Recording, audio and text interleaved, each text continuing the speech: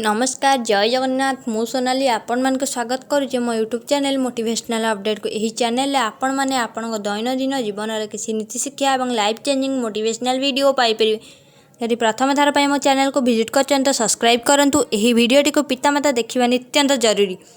विषयटी हूँ से पिला सुसंतान भाव में गढ़े किपर। वीडियोटी को स्किप करेंगे शेष जाए देखिए। आसतु लेट नक वीडियोटी को स्टार्ट करवा। पिलामाने तांकर आकार आकृति सह गुण मध्य पितामाता ठारू आनी थांती। बाघ हिंस्र जंतु हेले भी ताको घरे रखिले से पोषा मानिव। सेहीपरि पिलामानंकु जदि उत्तम व्यक्ति भाव में बनवाक चाहूच तांको छोट बेलू गढ़ंतु। कहीं माटी कंचा थिया बेले ताको जेउ आकार देव से भली आकार धारण करिवो। पिलामानंकु एभली गढ़ंतु जेपरिक से आदर्शवादी, कर्तव्यनिष्ठा, समयानुवर्तिता, गुणवान, ज्ञानवंत, मानव प्रेमी होइब। केवल आपण नुहे तापई संपूर्ण देश ही गर्व कर।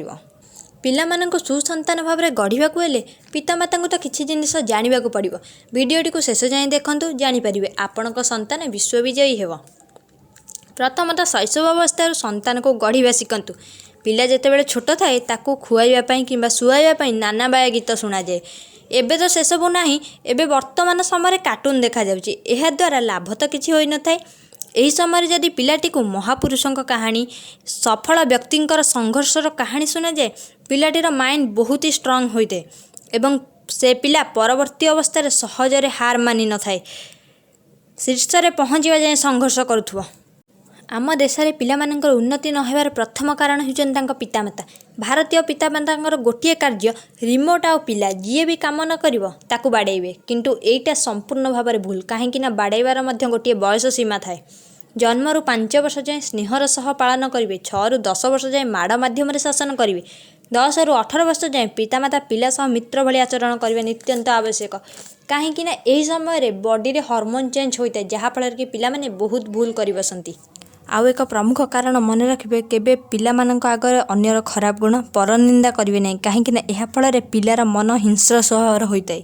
अन्यर खराब गुण बखाणिबा परनिंदा करिबा एहार प्रभाव अधिक विलेज कम्युनिटी रे थिबा चाइल्ड मानक ऊपर पड़ी थे। कहीं विलेज कम्युनिटी लोक मानकर गोटे हैबिट होची कि सेमानकर काम सरला पर सेमाने मिलित होई गप करती एवं एही गपरे सेमाने प्रायतः परनिंदा परचर्चा ही करिथांती।